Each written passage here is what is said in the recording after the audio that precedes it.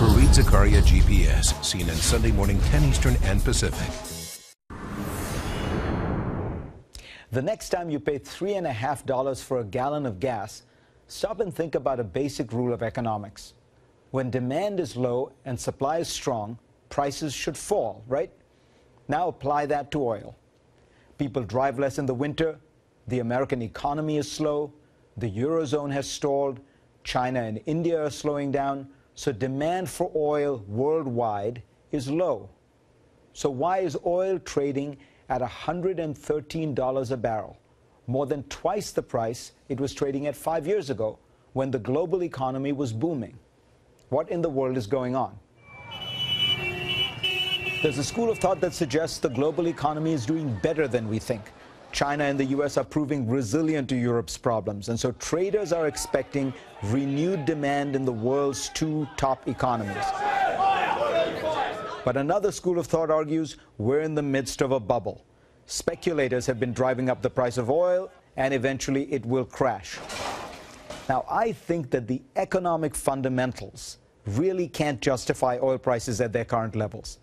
The real driver of high oil is not the stuff you find in the business section of the newspaper, the demand for oil in India or China. It's on the front pages, global politics.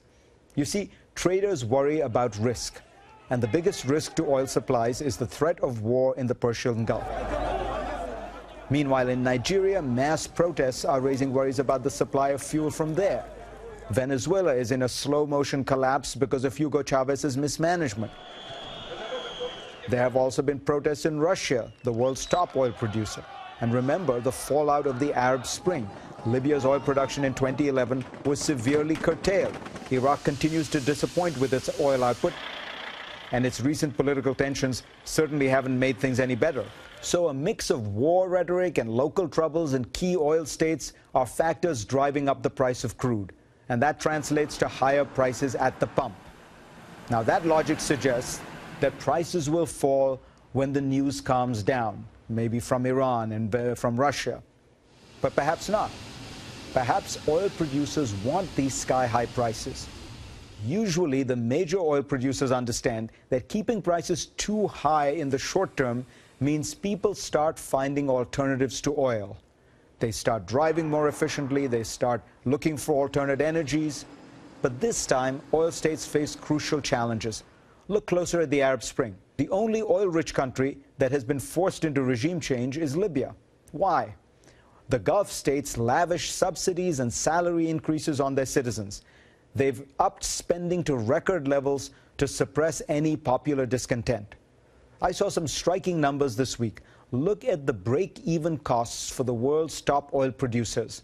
That is the minimum price at which these countries need to sell oil so that they can balance their budgets.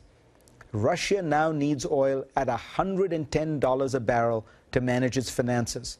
For Iraq, the number is $100. Even Saudi Arabia now needs oil to trade around $80 a barrel just to balance its budgets. The numbers are also high for Algeria, Qatar, Oman. Only a decade ago, Saudi Arabia was able to balance its budget with oil prices averaging around $25 a barrel. So now it is in these countries' interests to keep oil prices high, which they do by curtailing supply in one way or the other. This is perhaps the most lasting impact of the year of global protest, high oil prices. So, bottom line, an oil crash seems unlikely. Even though the engines of global growth are sputtering, be prepared for a period of expensive commutes. Maybe it's time to trade in your SUV for a Prius.